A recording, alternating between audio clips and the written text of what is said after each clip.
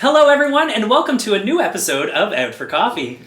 With Mike and Laurie. Hi Laurie. Hi Mike. How are you? I am well. Good. How are you? I'm great because we once again are in your lovely abode. My humble abode? Getting to spend some time together in your humble abode. It's humble. It's an abode. Yeah. And Meaty's here warming up my toes. Meaty's here. Meaty is, for our new listeners, is Laurie's dog. Yeah. Meatloaf. Meatloaf. The meat man. Last time we were here, he was very click-clacky, walking around everywhere. Today we're going to see if he relaxes. We'll see. We'll see. I doubt it. He's been fed. Hey! He's been fed. He's been outside. So he has really no reason to be a dingleberry, but he will be anyway. He will. He'll find it. He'll find his chance. He will. Hi, I'm Mike Crabb. And I'm Laurie Schultz. Welcome to the show. We'll have some caffeinated conversation. And maybe some special guests along the way. Who knows where the conversation will go? You're out for coffee with Mike and Laurie. Well, tell us, Laurie, why are we here today? Well, we have a very special episode today, Mike. We do, yes, we do. We are here today in my home, in my humble abode, with a psychic medium, Cindy McIntyre, from Dorchester, and the company Trillium 2. We're very excited to chat with Cindy. Yeah, welcome, Cindy. Thank you so much for joining us. Thank you for having me. Yeah, it's great to have In you. her humble little abode. In the humble abode. It's so humble. You have no idea how humble it Stay is. away. That's what greets you at the front Yeah, door. there's a big stay away sign out there. My brother's like, what's up with this? And I said, I don't know. Yeah. I have Such a no warm idea welcome. what she's getting into. Such a warm welcome. And there's crows everywhere. It's all right. Well, thank you so much for coming all this way and joining us, though. We You're welcome. love that you've chosen to spend your time with us today. And we wanted to talk to you a bit about your work and your craft and learn a little bit about what you do and how you do it and any stories you might have to share. So tell us a bit about your work and as a psychic medium. What do you do? Oh boy, oh boy, oh boy. I am known as a psychic medium, and what that means is I transmit energy.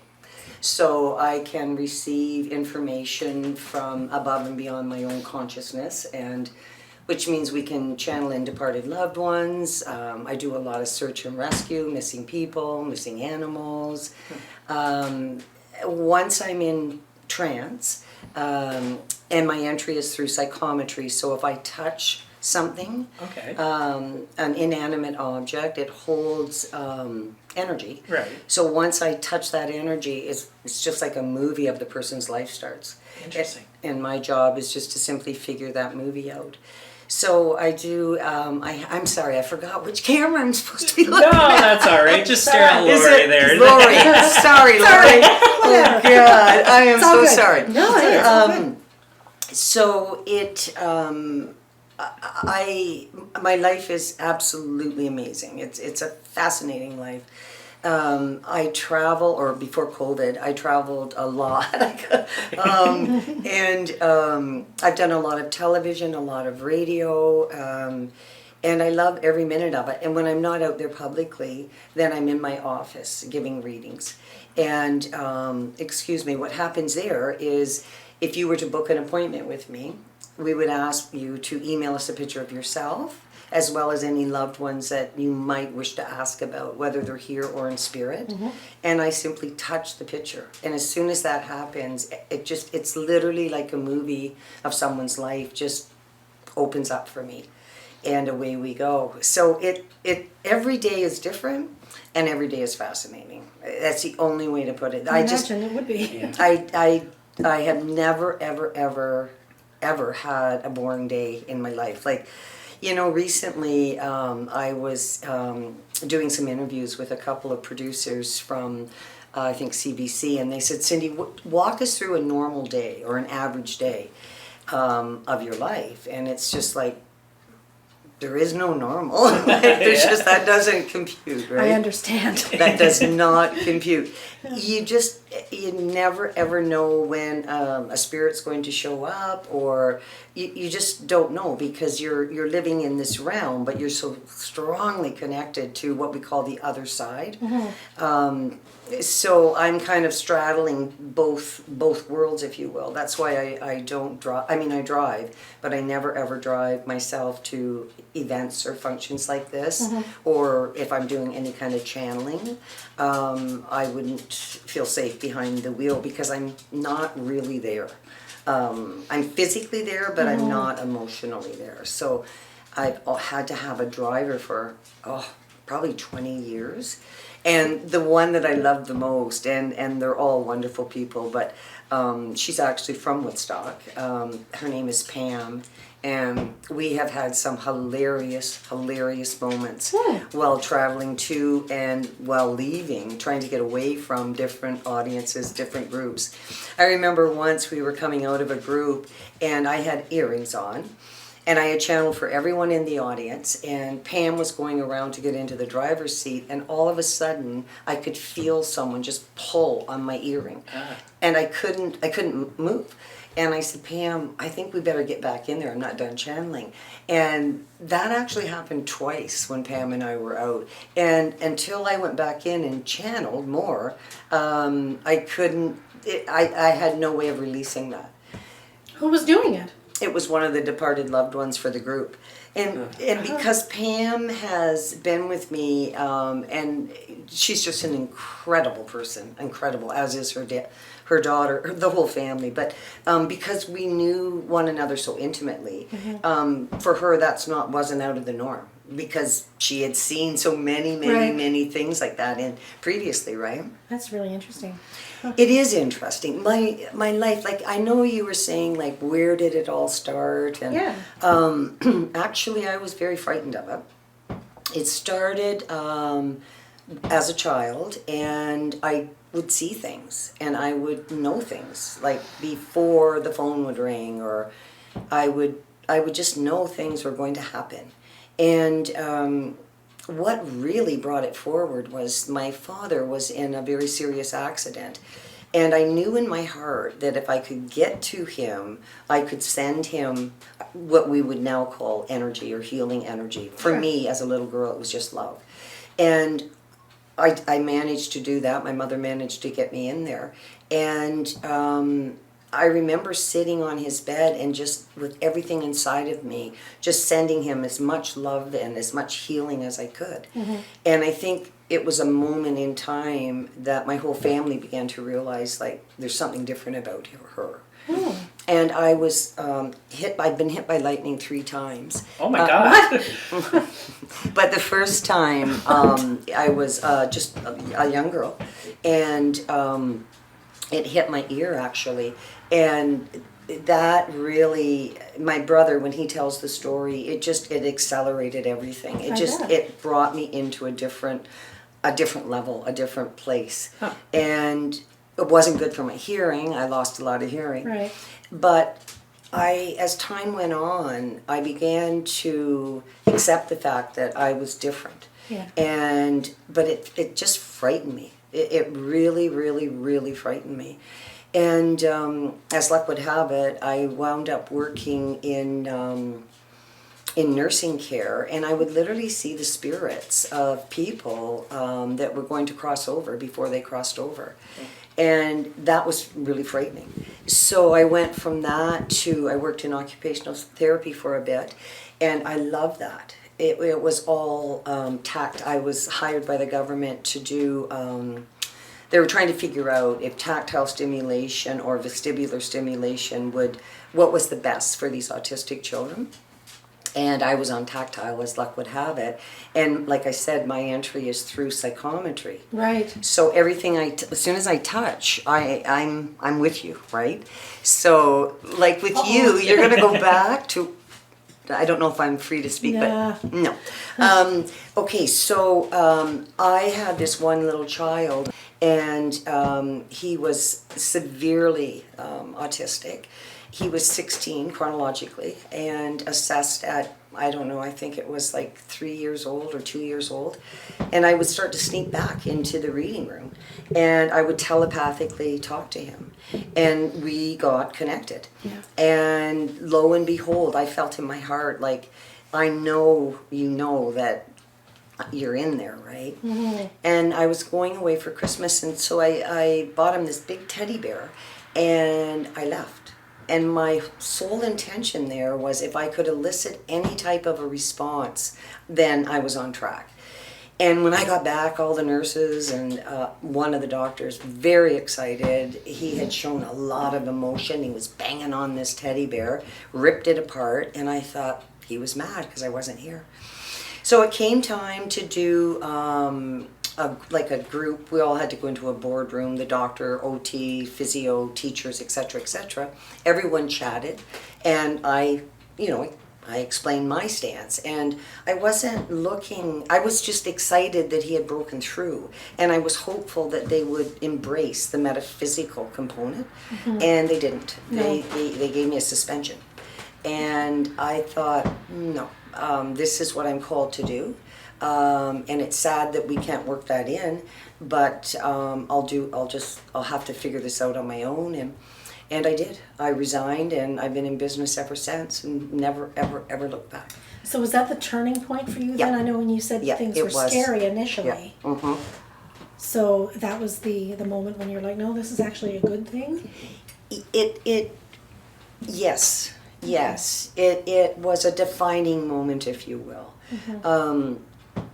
Up to that point, Laurie, I tried to ignore it. I wanted to fit in. I wanted to be normal.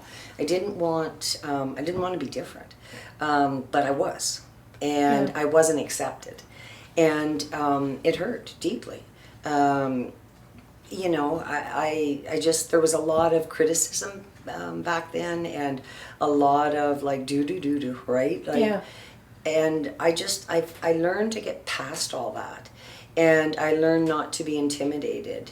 And I started to kind of step out and I gave myself permission to be myself. And I started to realize that, oh my God, people's lives are being touched and they're being helped and empowered. And then I started to get involved with, the RCMP came to me.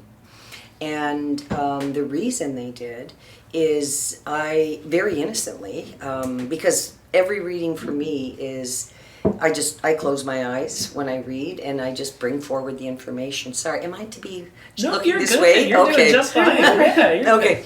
So anyhow, I was taken to the East Coast, and I saw all these bones underneath the ground.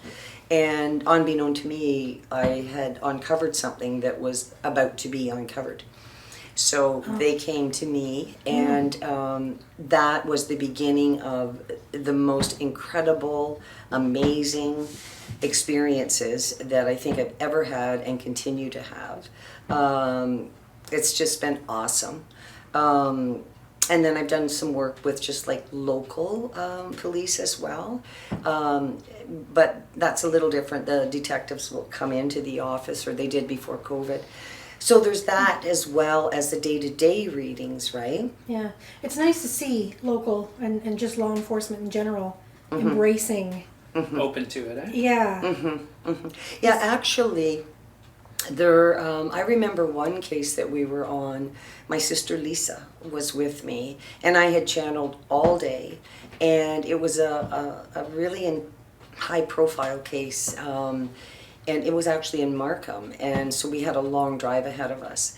And I remember saying to my brother-in-law, who was doing he was communicating with the people at the other end and the RCMP, and he said, she just wants you to bring her in the back door, like no television, no cameras, no nothing, and they did. And it was just unbelievable what happened. And there are moments, so many moments like that, where you find the person alive, or you find the animal alive, or it's incredible, quite frankly. It's just incredible. I do, before COVID, a lot of flights, Labrador, we've been to 3 or 4 times on contracts. I've been hired by a company. They flew me to Spain, and that's an incredible story. Incredible. They wanted me to teach the universal, like the laws of prosperity to their CEOs. Okay. And everybody else was connecting in England, where I had a connection in Germany. So I was a little bit apprehensive of that, but I thought, no, I've got this, right? But right before that flight, I just gotten home from Labrador, and that requires 8 flights, and my ear was really, really sore, really, really sore. And anyhow, I remember when I got there, they were saying that they gave me my agenda, and he said, you're scheduled to be in Africa on Wednesday. And I said, okay. But my ear just kept getting like super, super, super painful. And I was in a beautiful, beautiful villa, and I was very honored to be there with the company. And I tried to proceed, but, I was calling home like something was wrong. And anyhow, to make a long story short, my eardrum perforated. Oh, yikes. Yeah, it broke. And so I spent quite a bit of that week just trying to recover so I could get back home. And the doctor that came to me at the resort would not say that I was fit to fly. But in my heart, I'm like, no, I'm going. Like, I am flying out on Saturday. So I had to fly back into Germany, do a layover, and then back home. And I remember my brother being on the phone with me, and he said, Cindy, when you're in Germany, just walk around like like you know what you're doing, and listen for someone that speaks our language. And I did. And there was a small group of people. And I buzzed on over, and there was their flight had been canceled because of a storm, and they were getting a bed and breakfast, and they asked me if I would like to tag along. They had like a small bus, and I said yes. They said, you can get a room and then come back with us in the morning, and I said yes. So now keep in mind, there's like some pretty heavy duty prayer going out, because I was not fit to travel, and I knew I was flying, risking my own. And that was the ear that was hit by lightning, right? I was going to ask if there was some that was residual. Yeah. So anyhow, when we got on the bus, the one gentleman stood up, and he introduced himself, and he said, what is your name? And I said, I'm Cindy McIntyre. And he said, where are you from? And I said, Canada. I've been here just teaching and da-da-da. And he said, oh, well, my name is blah, blah, blah. And he said, we're a team of doctors. I was with 7 doctors. Oh my gosh. I had doctors above me, below me, beside me, and man, from that moment on, and I told them my story, and they were as soon as we got to the bed and breakfast, they were on me, and they stayed with me, and things like that happen in my life all the time, all the time, where, I don't even try to prove or disprove. It's just, the only thing I can do is share, and it's just, why did that happen? I don't know. But I do know, they told me that when I got back into Toronto, I had another connecting flight. And I remember the one doctor saying, don't do that flight. Let your brother or whomever come and get you. Because they felt that would be just one flight too many. Right. But just things like that happen all the time, right? The universe provides, I guess. Absolutely. The more you believe that, the more you live that, the more it becomes a reality.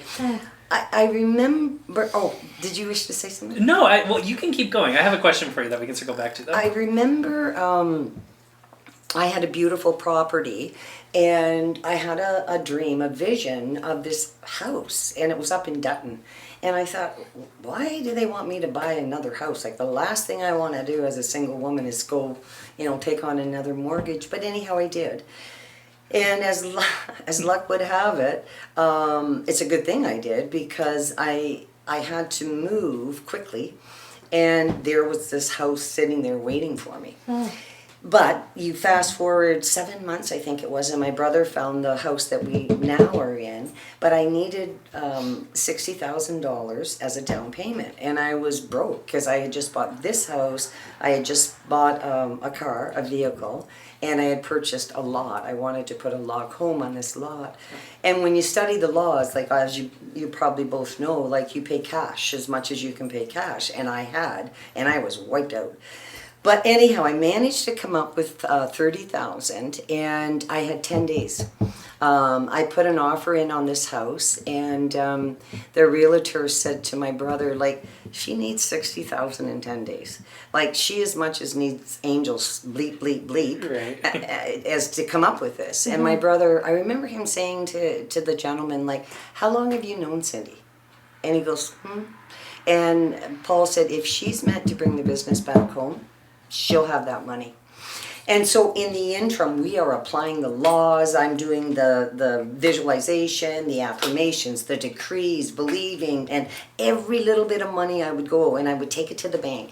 And it was a small bank in Iona Station. It was called, I'll never forget it. And they thought I was nuts. Because I would come in and I told them, like, I'm working on manifesting 60,000, and I'd bring 2,000 or 5,000 or whatever, right? I would do an event, and then, but I had such a small window of time. They gave me 10 days. So it was the week coming up to the weekend, and at that point I had been able to get together 30,000.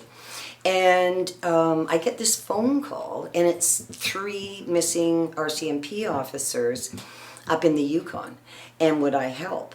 And I thought, oh my God, because again, I'm channeling all day. So I said, yes, just give me a couple of hours on the treadmill, and then I'll get off and I'll start. So that's what I did. And I was able to find one remotely, so just from my own office.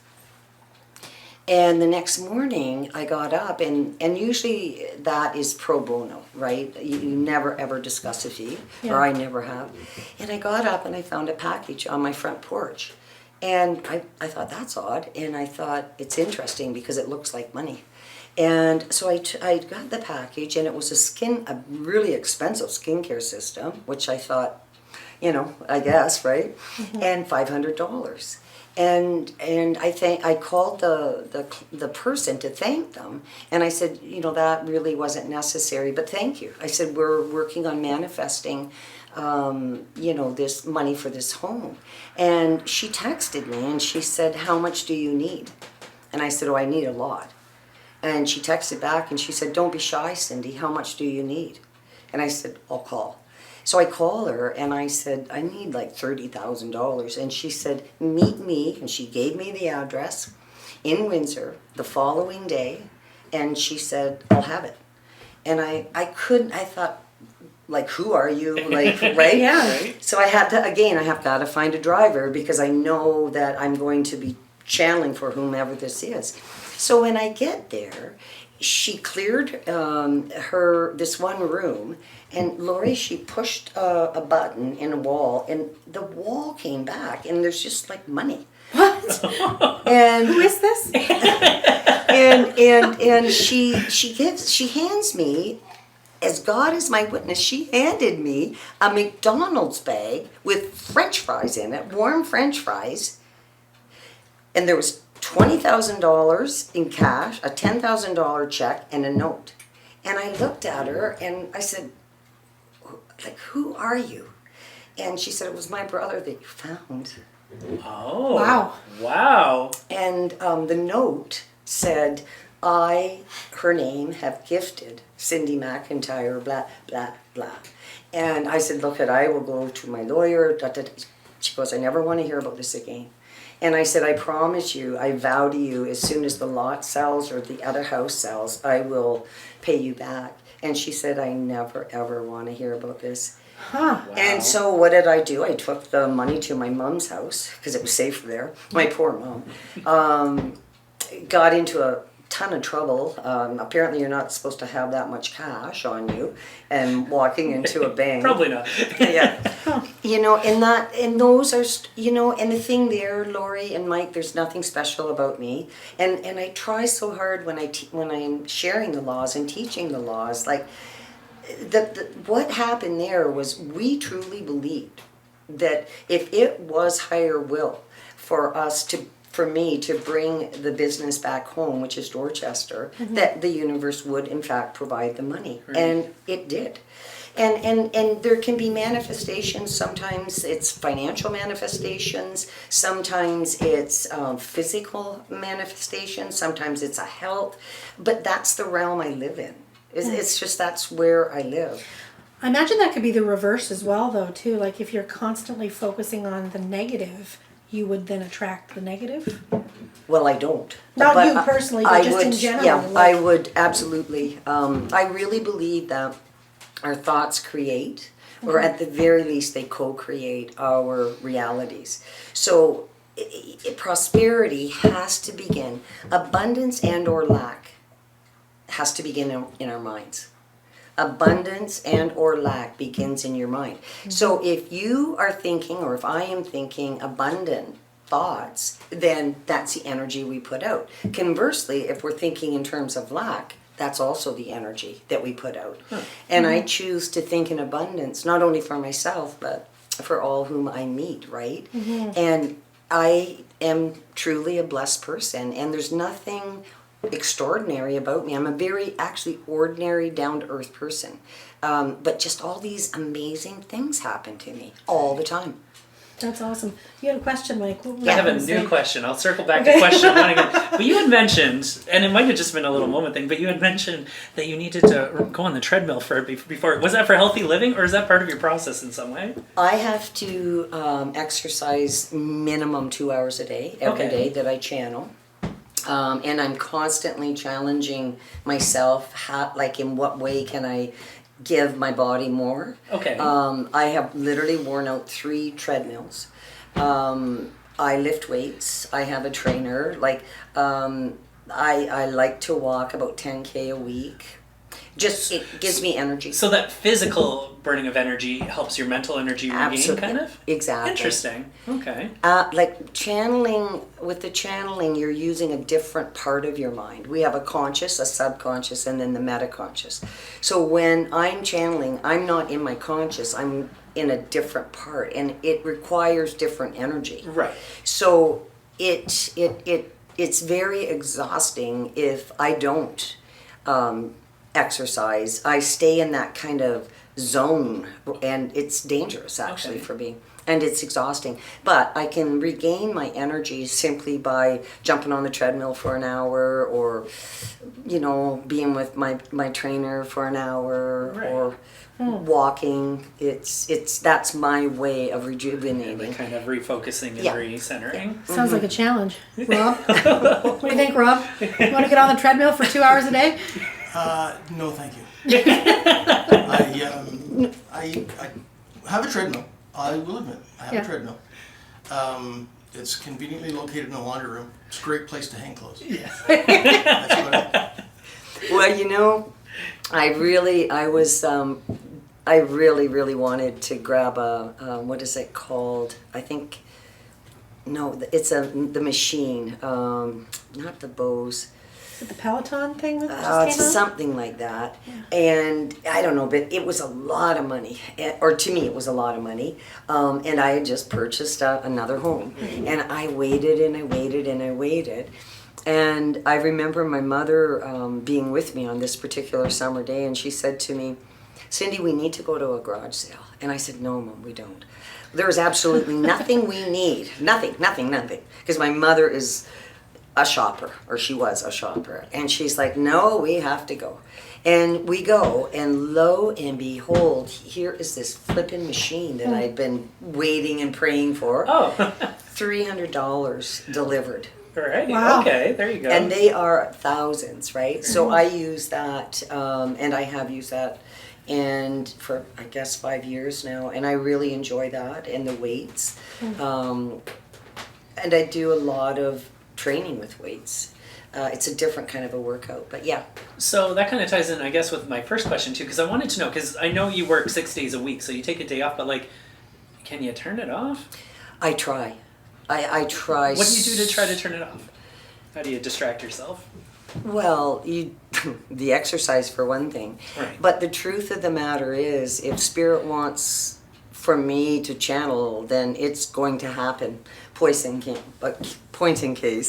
Sure. This is, I just love this story, but I was in, I don't know if you guys have heard of Dr. Bonnet in Yeah. Woodstock. Yeah. I love Dr. Bonnet, and all of her team is just amazing. And I learned about her through a client who was a lawyer and had said that she was turning 50 and she had just got this gift for herself. So I'm like, okay, I'm on board with that.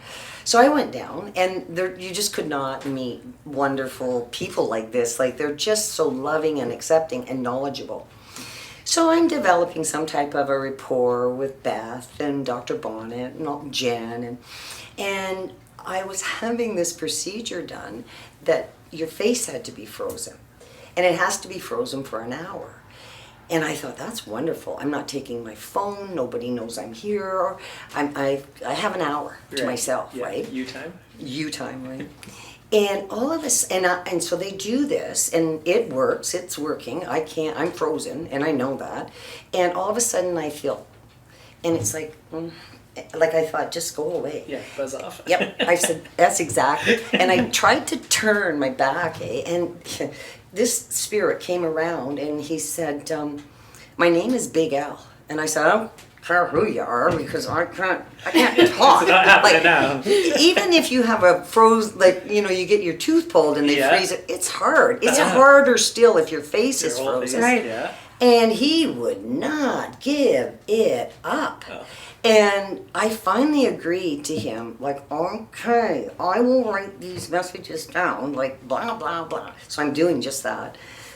Beth comes back in, and I handed her the piece of paper, and she's like, oh, God. So she went and got the wife of this spirit who had just crossed.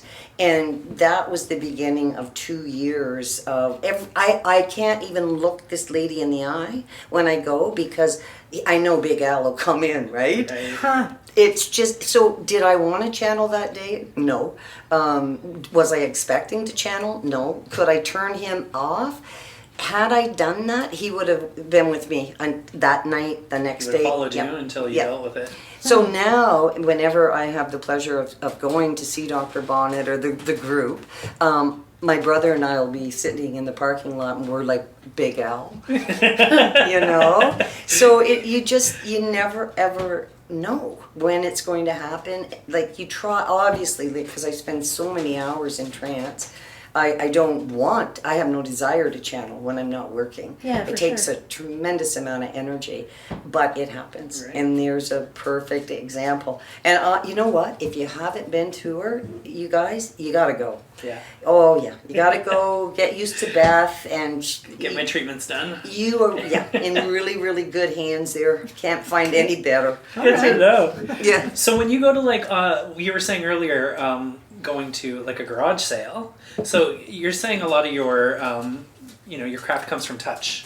And so like, is something like going to a garage sale with all these old things owned by who knows how many people, but at least a generation, does that Yes. do things to yes, you? Yes.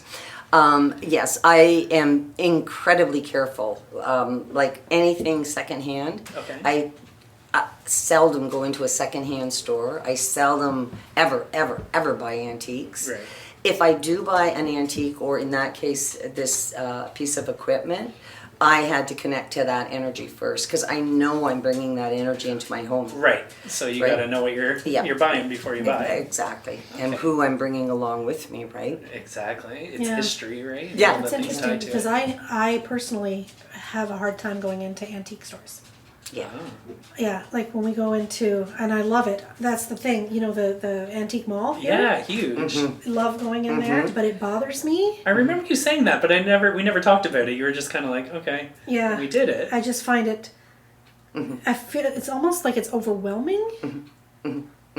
I walked into that building and I was like fascinated, and I like walked back out. Like Yeah. I was just bombarded, right? Yeah. Overwhelmed. Yeah. Just bombarded. Like, recently we had it was another producer. This was last month, and they wanted me to join them with filming their podcast in Tilsonburg. There was this haunted restaurant. And I'm like, thank you, but no thank you. Okay. Like, you know, like I do not get involved in that. You can handle coffee, but... I can handle coffee, but that's about it. That's about it. So, you know, my life is just amazing. And I try to let people know, whether I'm teaching, whether it's in an audience, like, there is just simply nothing special about me. What's inside of me is inside of all of us. I think it's just my belief in it is so cranked. Right. And I think that we all are gifted towards something, and we have a natural anointing. And I think my anointing is simply to be a medium. Right. And to use it in whatever way I can. So you offer services. So you do one-on-one readings. Do we call it a reading? Is that what we? Yeah, okay. Certainly. Yeah. One-on-one readings. You do like if we wanted to host a party ourselves and have like a group of 10 people, you offer services like that. You do events where you have large groups of people come in. What other types of services do you? Fundraising. Okay. Yeah, and we teach. Yeah. And we use Zoom platform. But I'd like to qualify with the in-home gatherings. That's where there's a group of people up to 10. Okay. And sorry, but Meatloaf is. What is he doing down there? Oh, wait, it's not him. Oh, is it Uncle Harry? I don't see anything under the table. Uh-oh. Oh no. It's Ted. Maybe it's Jeebus. Yeah. I'm sorry. So that's where a group of people will hire me to come into their home, like privately, and each person there is guaranteed a reading. Right. Okay. We have larger events. We've got one in Woodstock coming up this spring, and it'll be at the Lamplighter. So that's a larger event. So, you know, you're looking at like 100 people, say. So obviously I can't channel for everyone there. I go as led of spirit, and I channel for as many as I can. Right. But what you're paying for there is the experience, and it is amazing. I stand in awe of it. Well, and I've been a part, and Laurie too, have been a part of those group readings, and didn't receive a reading myself, but just to be a part of it, it's really amazing to see what this means to the people in the audience that are receiving. Exactly. That's awesome. And sorry, Mike. No, that's okay. Keep going. With our open evening of channeling, I start to receive messages a day or two before I get there. Oh wow! I know you're coming. Yeah, and it is not uncommon for me to walk in with a bag of gifts from departed loved ones. Oh wow! Yeah. Yeah, I was powerful. at the. It's very back powerful. in September, in London. Yeah. Seeing Cindy, and it was really, really interesting. Yeah. That you came in ready to go. Yeah. Oh yeah. Ready to go. Yeah. Even the orchids. I remember that audience, and when I walked, I was headed for the back because I was told to go back and to my right. But as I'm walking by, and I was one row past the front row, I said, "Who's clear?" I don't know if you. Yeah. And she's like, this lady up here, she said, "I am." And anyhow, it started. And it was just phenomenal. It was absolutely phenomenal. And it was a lot about her dog. And, yes. And she and her husband came out to October, and they do have the dog. Oh, good. But the weirdest thing was, my brother was led to buy orchid plants that day, and somebody would need or want to receive this orchid, and it was one of her family members that were planting orchids. Oh wow! And things like that happen all the time. It's crazy. It is crazy. How do you? So you mentioned you teach classes as well too, right? Yeah. So what does like that process look like? So I would sign up for a class, obviously. Is it a series of classes? Is it a one-time class sort of thing? Like what does that process It depends. Okay. It depends. If we're working, say, on psychic development, we would start off, on psychic development, like a very basic level. Okay. And then I would step it up to channeling. I would also offer channeling intensive at a later point in time. Okay. before the pandemic, we would go public with our courses. Right. Now it's through Zoom, but that is something that I will take back out to the public. I just, Once it's there. Yeah, exactly. I miss the people, right? Right. I'm not giving readings in person, and I probably never will in my own office. They're all done over the phone.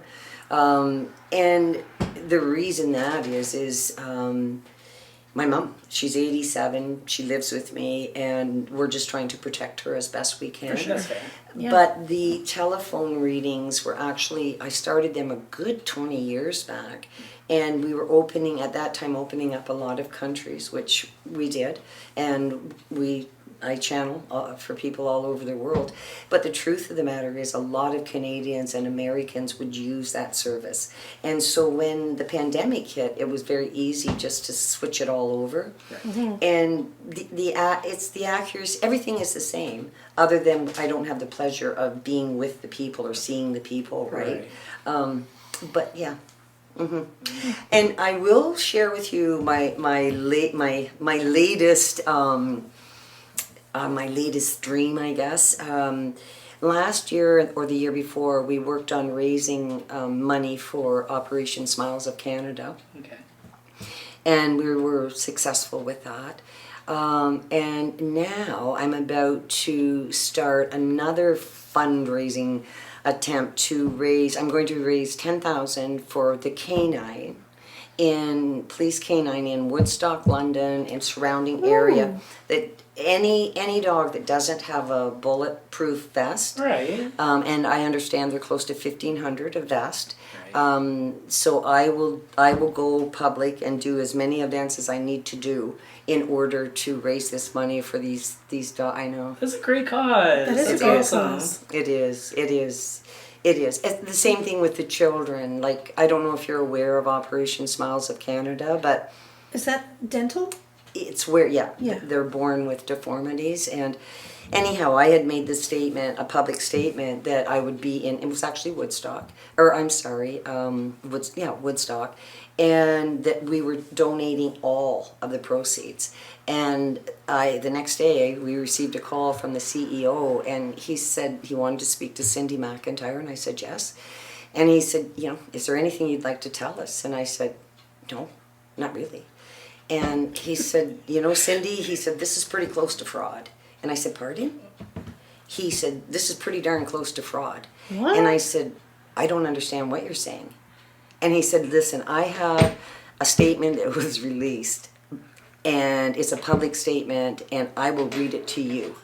And then you tell me if you did or didn't say it. So I said, okay. So he read it, and I said, yes, I said every word of it. And he said, you're borderlining fraud. And I said, okay, I'm sorry, sir, but I don't understand what you're talking about. He said, you're telling us that you're giving all proceeds. And I said, yes, I am. And I said, actually, my staff is giving up their wage for that night as well. And there was this pregnant pause. And he said, pardon me. I said, our intention is to give everything we make. None of us are going to draw a wage. None of us. And I'm going to catch the room. He's like, Cindy, I'm so sorry, blah, blah, blah, blah, Yeah. blah. I want you to know I'll be in that audience, and I'd like to meet you. But I'm passionate about the children, and I'm passionate about the dogs. Right. And I think it's a shame that the canine, God forbid that they should lose their life because they don't have and I know how wonderfully close they are to their trainers. For sure. Yeah. And I know the pain of losing a dog because they're shot. So that's my next. That's the next thing I'm going to do. Well, I love those Meatloaf was goals. definitely passionate about you today. When Cindy got here a little bit early, Meatloaf was all over her and he was just loving every single second of it. That, if I may, Yeah. I truly believe that animals communicate with us and to us and vice versa. But there's a lady in Woodstock, her name is Linda Smith, and she is an amazing animal communicator. My gift is to communicate with people, whether they're here or in spirit. Linda's is animals, and she's fascinating. You should try to get a hold of her and do Okay. an interview with her. And I discovered her in an audience, believe it or not. Oh yeah. Oh wow. So yeah. Very cool. Yeah, you never know who's going to show up to one of your shows, eh? Well, and what types of services might you? Because like, as an animal communicator, maybe you can't necessarily answer this, but like what would I want to know more about my pet? Like how they're feeling or where they go? I guess you can help with like if my pet ran away or something, right? Like is that Definitely. Yeah. A lot of search and rescue, a lot of health issues. Right. Is it time? Right. Is it time to put my cat down? Yeah. And also, once the animals are crossed, then I'll step in and channel the spirit, Right. right? All of my dogs, and I've loved each and every one of them, they always come to me first in a dream. Always, always, always, always, always. So we believe that our animals have a spirit, and that spirit ascends. And, you know, their journey continues the same way our journey continues, and we're blessed enough to make contact with them. Right. And I'm blessed enough that all 4 of my dogs have been with me first in dreams. And those stories are phenomenal because each story I went public before the animal actually arrived. And they would always give me the name. They would show me the body that they had just left, right? So if they were a husky or shepherd or whatever, and the type of body they would have in the next lifetime and their name. Oh wow. A lot of info. Maybe Yeah. Meatloaf will come back to me someday. Probably. Yeah. He'll always be. Well, he's got a pretty darn good life, so I don't know why he does. He does. He's a good boy. So Cindy, if somebody wanted to be in touch with you and chat with you about the services you offer, what would be the best way someone could get a hold of you? The telephone. Yeah, give you a call? Yep, just call the office. We don't like to book through emails. I don't like to text because it's 24/7. Right. Just call the office, 519-268-3123. Perfect. Yeah. Well, we'll see if we can Yeah. throw Make that sure, up on the yeah, we'll screen. put that out. Yeah, Right. and then you know, we have our Facebook, and my niece is my media manager. Ooh. Olivia, I love deeply. She resides in Costa Rica. Okay. So I'll be channeling there. I've already channeled from there, but I'll be going back and channeling more. But yeah, just to call the office and we'll chat. Or it might not be myself personally, but Right. someone from the office will return the call. Very cool. Well, that's good to know. We want to thank you very much Thank for coming you. out and joining us. Rob, we want to thank you for coming and setting all this wonderful stuff up on location here. So thanks for being a part of the party. Always glad to be here. And we look forward to learning more about your upcoming events. And we'll certainly share with our audience when your events come up. But Absolutely. thank you on behalf of Laurie and I. We're really grateful for your time and coming and sharing some of your story and getting to know you a little bit. So thank you very much. Thank you. It's been a pleasure. And we thank our audience for And the joining coffee's as well. good. And the coffee's good. Good job, Laurie. Yes. Nail on the head. So, but we do want to thank our audience members for joining us as well. And stay tuned on our social media. We'll be sharing more about Cindy and opportunities to connect with her. But until next time, we'll see you soon on Out for Coffee. With Mike and Laurie. Bye, guys. Do you have questions, comments, or ideas for a future show? Reach out to Mike and Laurie on their social media, Twitter, Instagram, and Facebook. Or email us at mikeandlauriesocials@gmail.com.